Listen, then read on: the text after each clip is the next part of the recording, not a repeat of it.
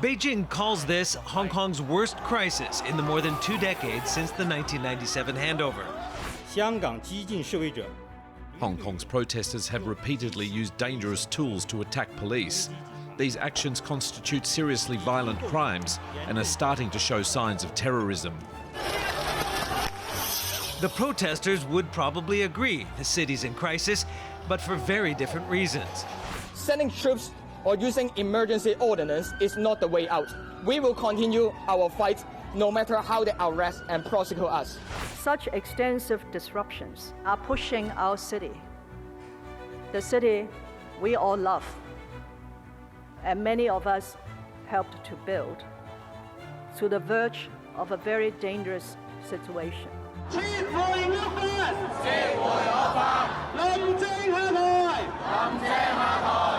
Demonstrations that started as opposition to Carrie Lam's proposed extradition bill quickly morphed into broader resistance to the Hong Kong government and in particular the police, as well as what activists believe is political interference from Beijing and an erosion of their rights. Violence escalated as Lam for months refused to meet the demonstrators' demands. Police retaliated against hurled firebombs and bricks with tear gas, pepper spray, rubber bullets, and batons. Running battles, vandalism, and civil disobedience continued even after Lam acquiesced and officially withdrew the bill. It's seriously too little too late. Nerves are frayed, positions entrenched. Hong Kong is a city on edge.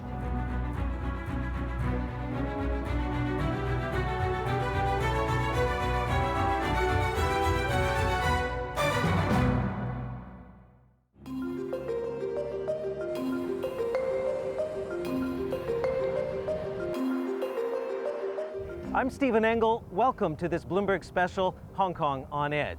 Hong Kong calls itself Asia's world city, a semi-autonomous global gateway to mainland China. But it's also, of course, a key international finance and commercial hub. But that status is coming under increasing threat from multiple fronts. You have the political turmoil and unrest, you have the US-China trade war, and a widening wealth gap. Hong Kong is the world's most expensive city with the least affordable housing market.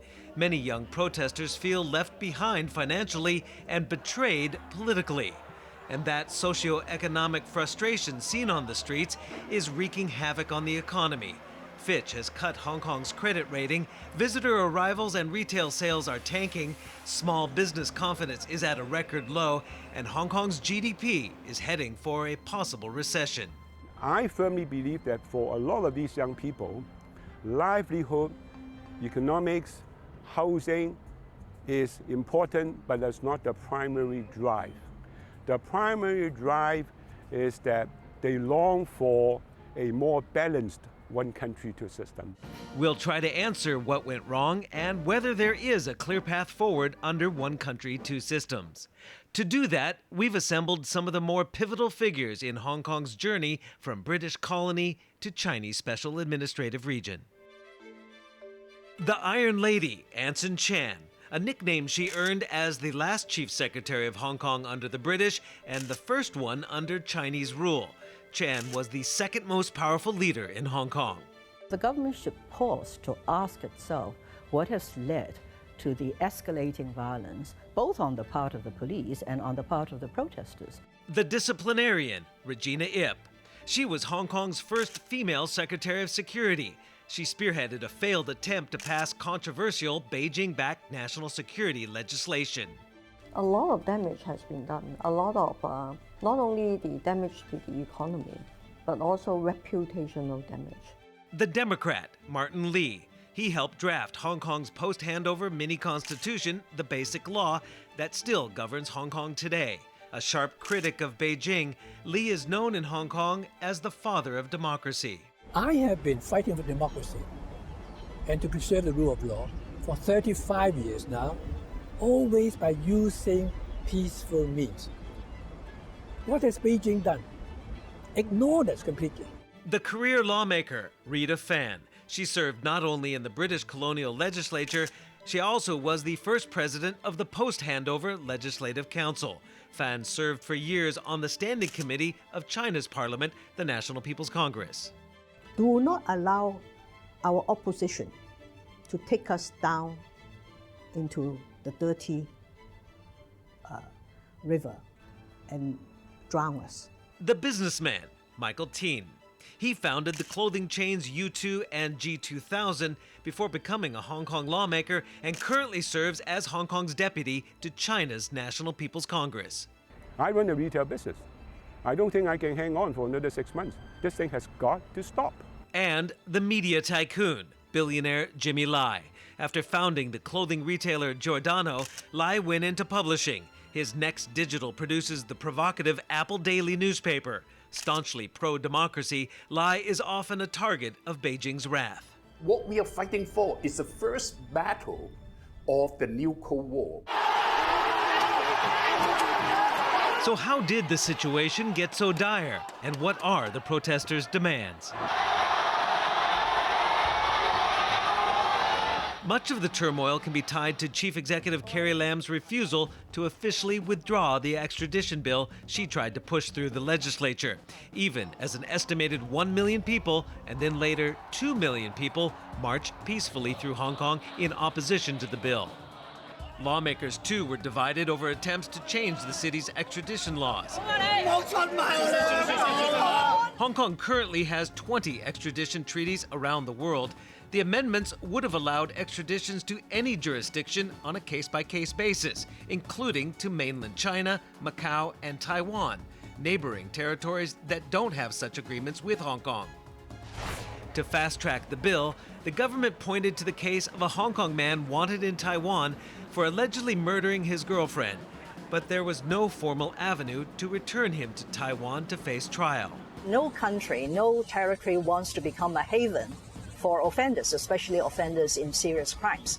Critics say the new measure would have subjected people here and those passing through Hong Kong to possible arbitrary detention or unfair trials in China, in courts controlled by the Communist Party.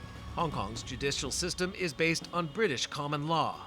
What is at issue here is the total lack of trust in the legal and criminal system in the mainland. It is totally untrue that large numbers of Hong Kong people will be handcuffed or sent to mainland China.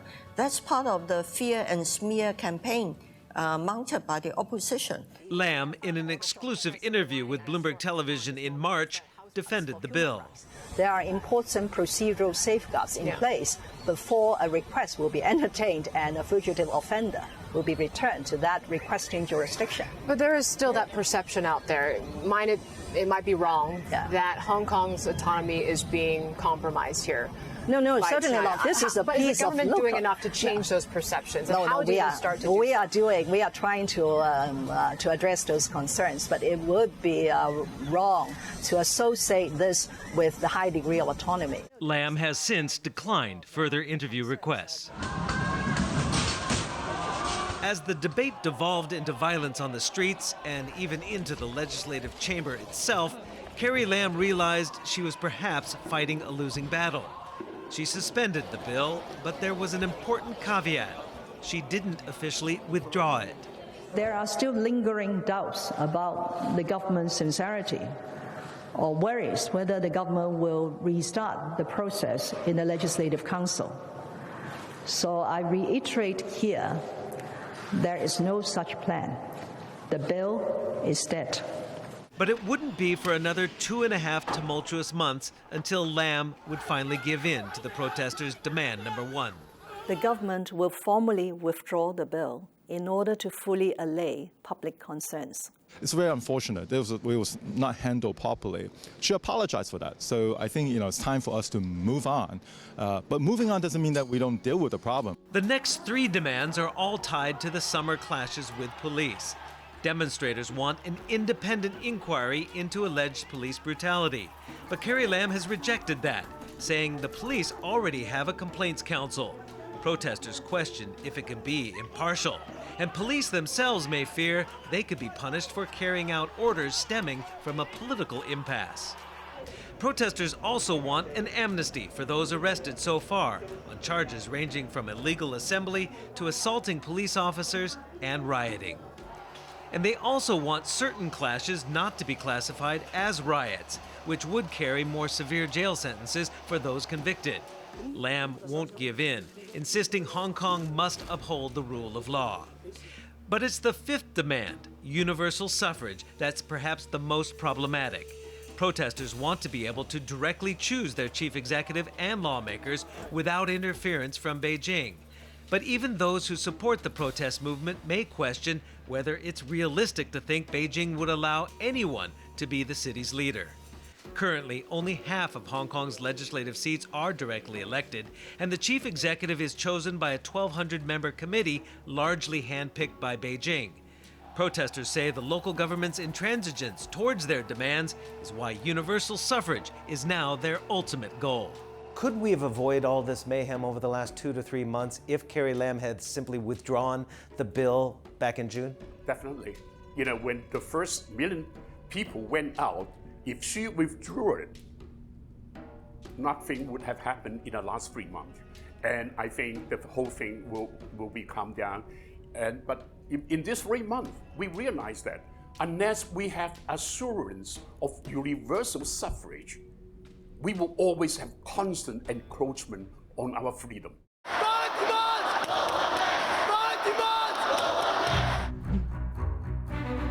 This is essentially an illegal demonstration as protesters are defying the police ban and have taken over the central part of Hong Kong. And we've just been alerted that police have fired tear gas in the next door neighborhood, and they're asking people to get out of here. Now, protesters have adopted a slogan, revolution of our times, but it isn't a call for independence from China, which of course to Beijing is a red line, but all of it is keeping Hong Kong on edge.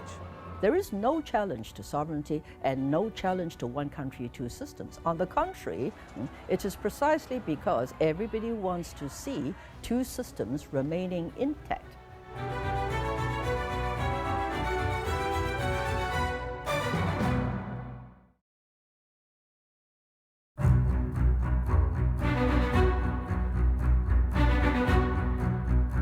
Since the handover, we saw our autonomy slowly eroded. Disqualification of 6 lawmakers, kidnappings of booksellers and activists jailed are proof of China's tightening grip. An alarming rate of young children are running away from home to become frontline riot fighters, radicalized to perpetrate criminal acts.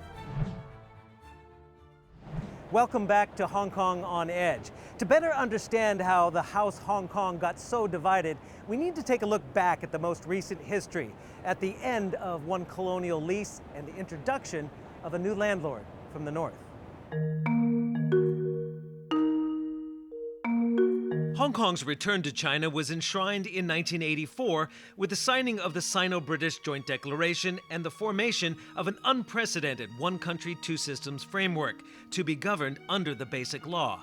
Hong Kong essentially would serve as a firewall between the vastly different political, legal, and economic systems of China and the West. That is, for at least 50 years post-handover. Protesters feel China, by backing measures that are seen as limiting civil liberties and democracy, is violating its promises to Hong Kong for a high level of autonomy until 2047. Michael Tin wears many hats: businessman, lawmaker, and Hong Kong's deputy to China's legislature. I'm a very unique animal. A lot of the debate now is coming down to this book, The Basic Law, which is the mini constitution for Hong Kong. And demand number 5 has kind of morphed from Carrie Lam, you must resign, to we want universal suffrage. Now, universal suffrage is sort of guaranteed in here for the chief executive and also the legislative council, but there's interpretations of that. From your perspective, is China reneging on the pledges made in this book? Let me hold this. Everything written in this book does not involve a clear-cut yes or no. It's a matter of degree. Universal suffrage is laid down in the Basic Law as the ultimate aim, in accordance with 2 important principles: orderly and gradual process, and in accordance with the actual situation of the day. If the violence continues, the unrest and violence continue, I'm sure you agree, no government can hold this sort of elections. It really hurts me that a Hong Konger like Regina Yip should come up with this excuse. Ultimate aim, that's ultimately is a long timeline. I mean, was it written purposely vague? The Basic Law says during the first 10 years, we will be developing towards universal suffrage. And they promised us that at the end of the 10th year, we could have it. But now we don't even have a date in sight. So they are in breach of the promise. And I want to hold them to it. Now, in 2014 and 2015, the Pan-Democrats rejected Beijing's proposal for electoral reform, which would have given basically permanent residents a right to vote, but for a very small, pre-screened, vetted by Beijing pool of candidates for chief executives. The Pan-Democrats rejected that. Sure. And at the time, 5 years ago, it was seen that was going to be the best offer on the table. What's the difference between a rotten apple, a rotten banana, and a rotten orange? Of course you reject it. The issue is very simple. Do you trust the people and give them the vote?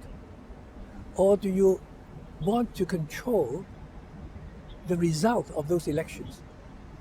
It was put beautifully at the time by a British civil servant, which is Beijing doesn't mind elections so long as they know the result before the first vote is cast. It's a pity that my Pan-Dem colleagues vetoed the package approved by Beijing in June 2015. Was that the best offer Beijing was probably going to give? Yes, it's still on the table. Forget about whether I'm an NPC deputy. This is sheer common sense. We are not becoming independent. We are still part of China, okay? And a lot of people forgot that China today is still a communist regime, highly authoritarian, all right? Let's all remember that and face that. Those who cannot accept this, they really have to think about whether they want to live in Hong Kong. The question is, how do we maintain a reasonable balance of two systems within this overall structure? So what they are offering, China is offering, which I totally support, is they control the nomination and we choose between two candidates. People have realized that China is not going to give us freedom if they have a choice, unless we have the assurance of universal suffrage. This is very clear after millions of people went out to demonstrate what we got. Nothing but a realization that the fight has to go on. You didn't have democracy under the Brits. We have the institution which are the result of the democracy of the British democracy. We have the rule of law, we have the free market, we have the private property right, we have an open society, we have free press. All these free institutions is what democracy is guaranteed. If the violence continues, frankly, if there are more and more people waving the American flag, what would the Beijing leaders think? They'd be worried. What if a universal suffrage elections return someone hostile to Beijing? I think these are legitimate worries. If one country, two systems failed, who will benefit? Certainly not Hong Kong, certainly not China, but it will certainly benefit the party, I should say, in Taiwan, who's looking for Taiwan independence. So I would not be surprised if someone gives me evidence that that party is involved in instigating all these riots. Beijing has accused foreign forces and Taiwan of stirring up the unrest in Hong Kong. Taiwan's Mainland Affairs Council has rejected such claims as talking nonsense. I do not think that the community of Hong Kong could have trained them or educated them to such an extent. Just look at the way they are so well organized. So they must have been trained. I have no evidence myself, but certainly the rhetoric and the tactics used by a lot of the ringleaders smack of pro-independence. While the protesters utilize social media to mobilize, the movement is widely seen as ringleader-less. With no figureheads to target, mainland state media has singled out the Hong Kong pro-democracy advocates Martin Lee, Anson Chan, Albert Ho, and Jimmy Lai as Hong Kong's new Gang of Four, Communist Party lexicon for enemies of the state. Hu Xijin is the editor-in-chief of the Chinese state-run newspaper, The Global Times. 那在我们的眼里，他们就是在祸害香港，所以呢，大家。 In our eyes, they are ruining Hong Kong, so people call them the Gang of Four. It's a vivid metaphor, which I think is quite appropriate. There's not a shred of evidence that the foreign country is mobilizing this demonstration or resistance. All lies. You've been called a U.S. stooge as well, a traitor to the Chinese nation. Are you a traitor? Well, I consider all these names a badge of honor. I have been always honest and sincere about the promises that were given to us, and I want to hold them to it. I said, look, you promised us democracy. It's written in the Basic Law, and they call me a traitor. Now, it's their fault, not my fault. The mudslinging from all sides is making matters worse, given there's no solution to the mayhem on the table, if there's even a table. Every day I receive film clips from this side and that side, only shooting footage of what they want to show. It's polarized. It's absolutely polarized. I think successive leaders, allow me to say so, fail to articulate an appealing vision of our future under one country, two systems. Does it mean Hong Kong being engulfed by the ever stronger mainland China? The young people, a lot of them, only see the downside of integration, but not the upside. Back in 2003, you were the face of the amendments proposed for Article 23, the national security, the anti-subversion laws that sparked, what, 500,000 people coming out on the streets. It ended up with the downfall of Tung Chee-hwa. If I may be frank, my resignation preceding that. You know what it's like to be vilified in this town. You were vilified.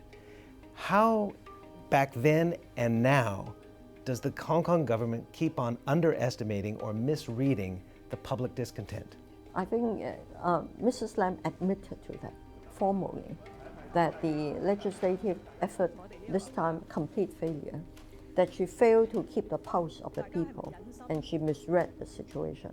If it had not been for the people marching on the streets, then together the executive and the legislature, which is now basically a rubber stamp, would have passed that legislation.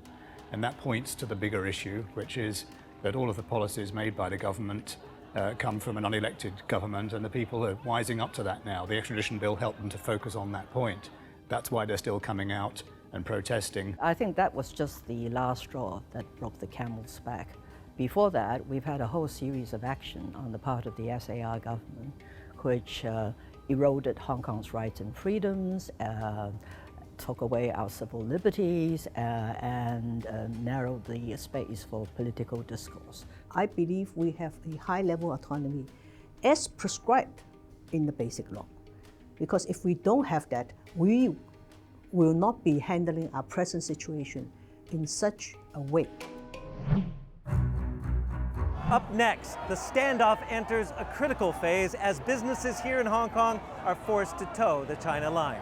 All my colleagues are all terrified because of this white terror.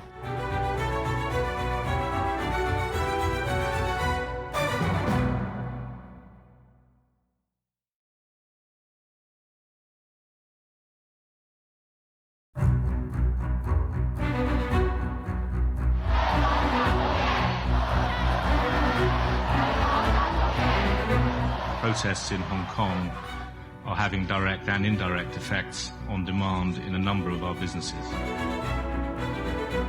We are the people of Hong Kong. If this government don't treasure the people like us, the next generations, the economy will not grow again. We are the capital of the economy. Welcome back to Hong Kong on Edge. Now, Hong Kong is a city where making money, not trouble, is the lifeblood. But it's clear to everyone the economy is suffering. Businesses, big and small, are struggling to stay afloat. I think short term for Hong Kong is going to be painful because obviously we have the trade war, China trade war with the US. Hong Kong obviously will be a collateral damage to that. And of course, then we also have our own social unrest in Hong Kong that we still need to deal with. And that is a big deal to the global ratings agencies. Citing the uncertainties surrounding the unrest, Fitch downgraded Hong Kong's debt rating and Moody's lowered its outlook for the city. To change the outlook of Hong Kong's rating from stable to negative, of course, is something that we find disappointing. And we do not concur. There's a reputational risk going on right now. I don't particularly agree that it impacts its credit fundamentals. I mean, from a pure credit perspective, Hong Kong is bulletproof. Fitch has downgraded us, and I don't blame them. If you have ongoing unrest, people start to worry about safety. Now, we're not saying that we think that the one country, two systems framework is in jeopardy. We're not saying that the basic law is in jeopardy, but this is a huge test. Many argue Hong Kong's economy may have been due an overhaul anyway, regardless of the unrest. In a nutshell, it's because we are declining in competitiveness. We used to monopolize all the intermediary functions for China. It's no longer the case. You know, our economic structure is narrowing. And in my time, people of my generation, baby boomers, we get accelerated quickly. But it's not the same for the young people. So I have a lot of sympathy for them. Many Chinese students come to Hong Kong to attend university. Those are the cream de la cream of China. And our students are simply not as industrious and intelligent as they are. It's a harsh assessment given the fact so much of Hong Kong's upward mobility, or lack thereof, is tied to the sky-high price of property. There's an extreme shortage of land here, especially parcels set aside for low-income housing. Property tycoons who control much of the wealth and, of course, much of the land here in Hong Kong have been relatively quiet throughout this summer of discontent. Some, like the man that Hong Kong citizens affectionately call Superman, Li Ka-shing, have put out full-page ads like this one that essentially say no to violence. Now, they're not taking sides, but they're also not offering any solutions either. You see, the property tycoons have enjoyed an unfettered monopoly for decades, holding on to scarce land to drive up prices. Home prices in what is the world's least affordable housing market have risen 48% in the last 5 years. On land supply, I think Mrs. Lam took too long pussyfooting around the problem. You know, she set up a land supply task force, and we are not wiser at the end of the consultation. We all know what the options are. She should have moved in, you know, more swiftly and put forward more radical solutions. Even mainland media has criticized Hong Kong's property tycoons for adding to the angst in society, so it's little surprise that Hong Kong's real power brokers are keeping their collective heads low. Behind the scene, they will say, you know, they're worried. They can see the implications of what's happening. To some extent, some of them even understand where the protesters are coming from. But publicly, particularly those who have business interests that can be affected by Beijing, either here or in mainland China itself, then of course they have to be seen to be towing the line. They also don't want the extradition bill. No. In fact, I think they should be thanking the protesters for stopping the extradition bill dead in its track. Perhaps no developer has suffered more tangible damage from the protests than the city's subway operator, MTR Corp, whose stations have turned into battlefields. I never knew or expect that MTR become a target. All we have to do is put our head down and ride through it. It's like going through a turbulence. I just hope that the turbulence is not going to be too long. MTR has taken heat from all sides of the conflict. It not only has to worry about orchestrated disruptions of service, but also the trashing of its stations. Police even fired tear gas at protesters and hosed them down with pepper spray inside. On top of that, Chinese state media is attacking the company for running additional trains, as protesters have used the subway system to take part in demonstrations. No matter how much I disagree with someone, I don't think I have the right to hurt or to damage the normal daily life of other people. I think they just wanted Hong Kong to go down the drain. Well, their slogan has been, if we burn, you burn with us. Yes, they want everybody to burn with them. But why? there's another icon of Hong Kong business with perhaps an even worse PR nightmare than MTR, Cathay Pacific Airways. Not only has passenger traffic fallen by the most in a decade, the airline also is facing heavy backlash from China for employees taking part in or supporting the protests. Cathay says it will comply with all of the demands of China's aviation regulator, which threatened to block it from Chinese airspace. Cathay has ordered staff not to take part in illegal protests. Its chairman, John Slozar, and CEO Rupert Hogg have both resigned, and other employees have been suspended or fired. It's not fair if you can't even explain to me what are the reasons I've been terminated. I've done nothing wrong. Cathay Pacific confirmed Xi was no longer an employee, stating her departure had nothing to do with her union role. Management of Cathay Pacific staff is a matter for them, their top management. But I've talked to some of their senior executives, and they said that they think the China's National Aviation Authority has a legitimate point in pointing out that if you have a rogue pilot, who might, drive the aircraft into the Forbidden City, then they could have legitimate concerns. But come on, that wouldn't be the... Well, that has happened. MH370, and also a German pilot had psychiatric problems, drove the plane, crashed the plane across against a mountain, and all passengers killed. They explained to me the safety worries. Is it a threat for other companies that they have to perhaps police what people are posting on the internet? Well, I've been told, American companies do the same. Don't they do the same? Facebook has shut down some of our accounts, which seem too hostile, too biased, too extremist. Don't all governments set out some rules? Those who are happy to do business inside mainland China will certainly continue to do business in Hong Kong. All right?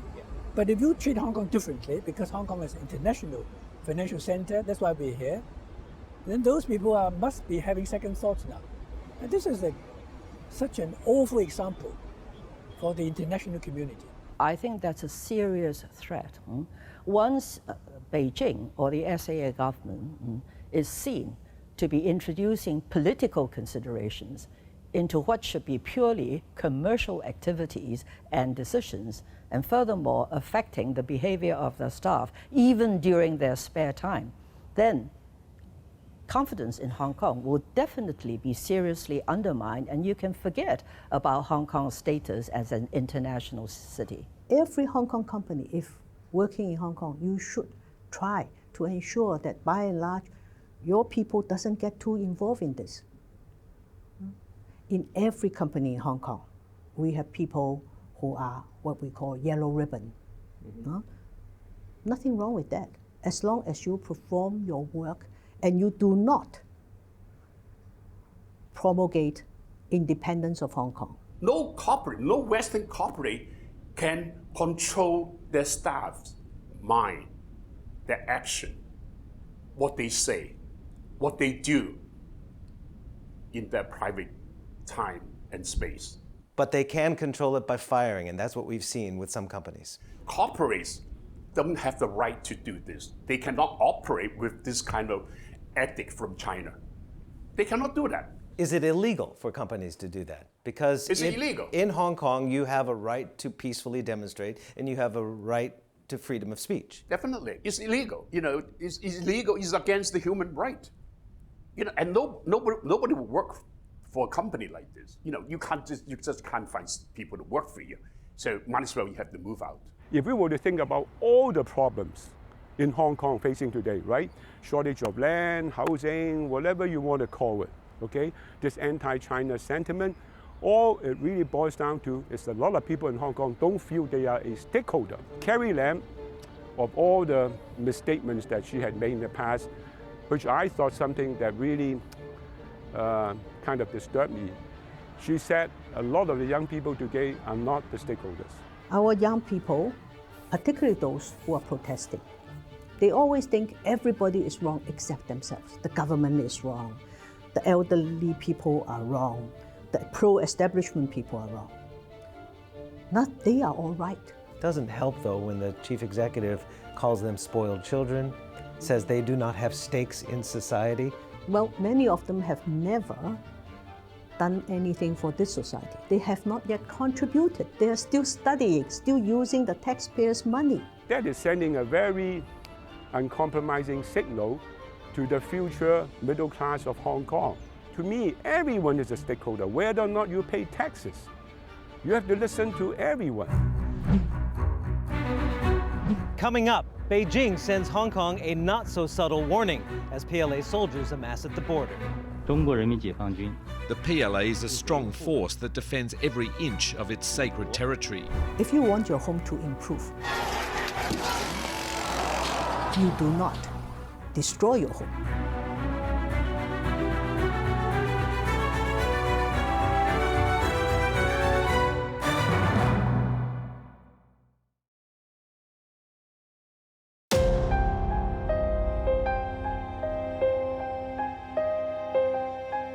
I think this is the last battle for us to fight for our future, because if we lose this time, there may be more people got arrested, got prosecuted, and or maybe something worse is going to happen to us. I think they have been spoiled. They don't understand history.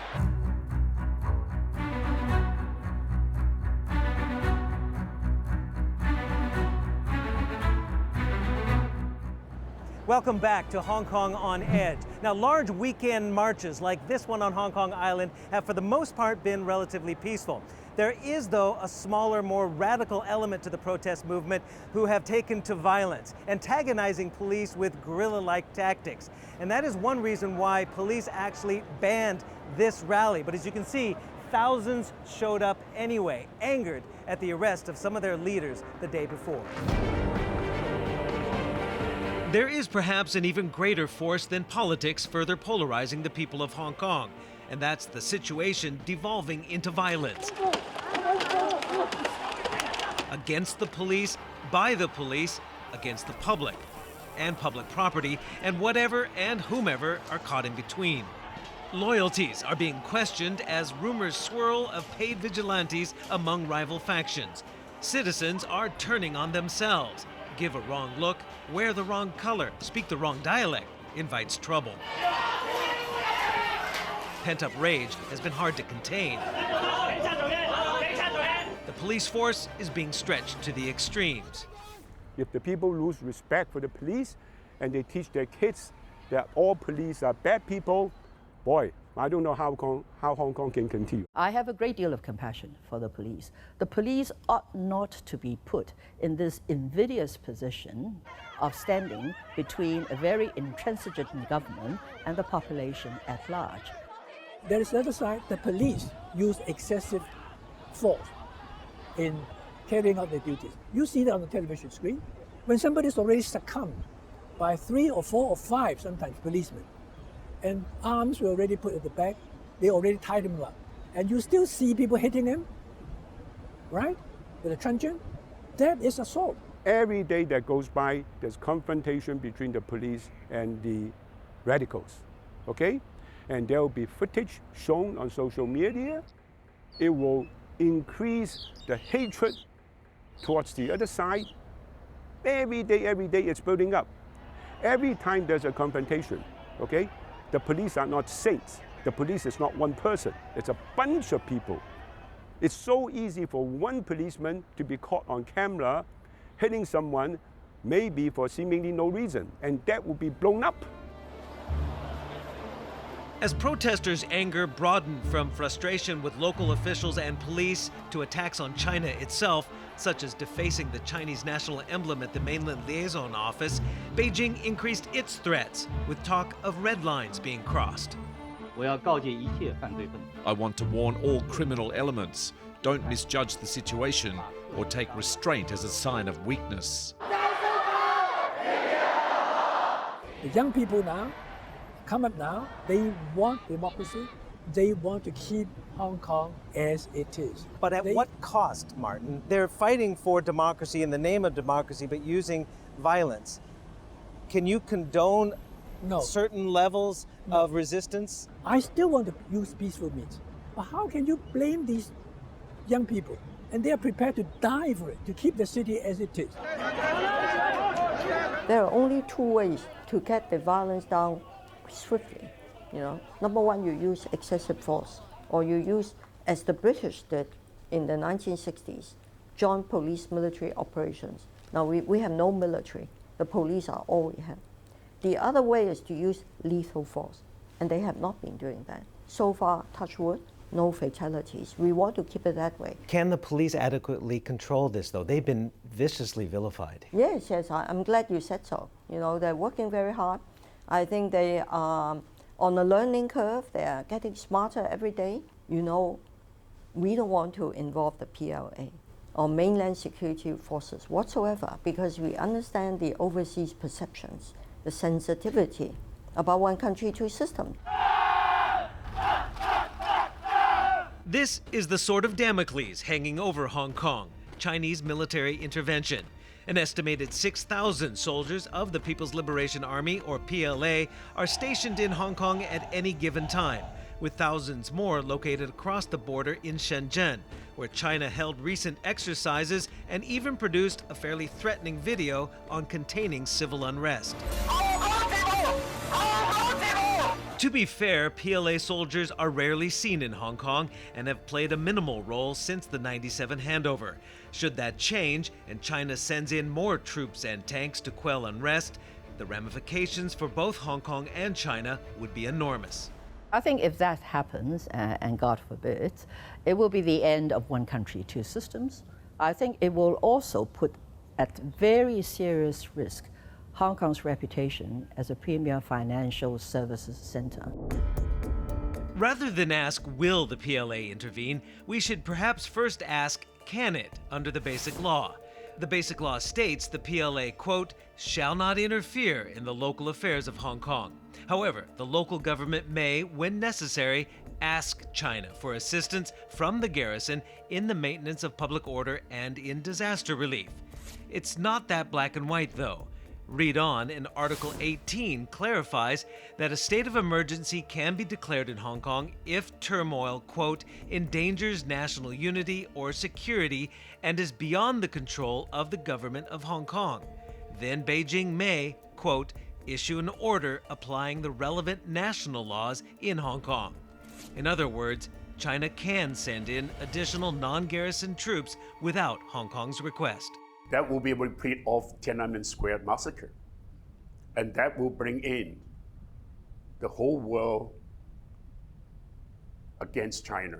And what would happen to Hong Kong given that scenario, as well as if the U.S., as they've threatened, at least the Congress has threatened, a withdrawal of the special trading status that the United States gives to Hong Kong? Well, Hong Kong will be done. And I think China will be done too.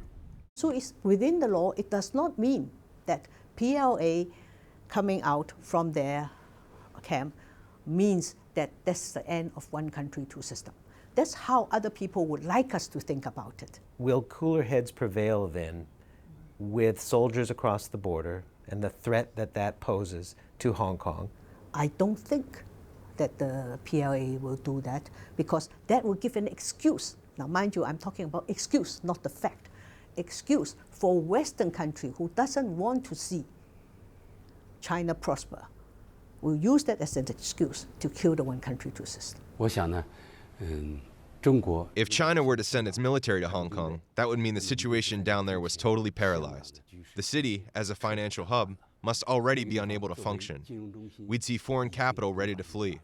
The military's presence would be to restore order there, in order to help rebuild international confidence.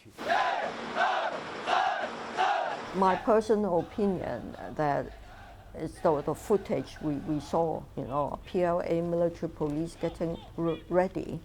My humble opinion is saber rattling, just a shot across the bow to warn us that they are there, they're ready. I hope that the pragmatic solution is that Beijing will listen and try and feel the pulse of the community here, particularly understand where this generation of young Hong Kong people are coming from. They are not against China, they're not against China's sovereignty. What they are against is to see the steady erosion of one country, two systems. One country, two systems it's not just good for Hong Kong, it is good for the whole of China. And anyone who have any sense and who want Hong Kong to prosper, not only survive but prosper, we must keep one country, two systems. Do you think the leaders in Beijing, like Xi Jinping, believe that one country, two systems is a workable model until 2047 and beyond? I think they all believe in this. Only with Hong Kong being different can Hong Kong contribute to the development of China until 2047. And after that, we then look at the system and say, do we still want to keep it? Now, my idea is yes. You're taking a look at a rising China, a China that nobody can afford to ignore. And you have to ask yourself, since you have to engage with China, on what terms would we like this engagement to take place? That's why some lawmakers, including the pro-Beijing Michael Tien, have urged Carrie Lam to make one more concession to the protesters to heal society, and that is to form an independent and impartial committee of inquiry. The protesters today, when they become parents 10 years later, what will they teach their children? So there will be an increasing divide between Hong Kong and China, and in no way would that be conducive to one country, two systems. It's just going to be worse and worse. Instead of integration, it's going apart. Yes, yes. How is this going to all end? Badly? This is not the end. The end is only if Xi Jinping says, I want to control Hong Kong even more. But if we really trust Hong Kong people, let us be masters of our own house, then this thing will blow over very quickly. It's like a typhoon, gone. It's extremely sad to see what's happening to Hong Kong. But that said, I'm not without hope. Hong Kong is no stranger to inclement conditions. It always seems to bounce right back. But this time, with no end in sight to the unrest, most would probably agree that that signature Hong Kong resiliency is perhaps facing its most difficult challenge to date. I'm Stephen Engle. Thanks for watching.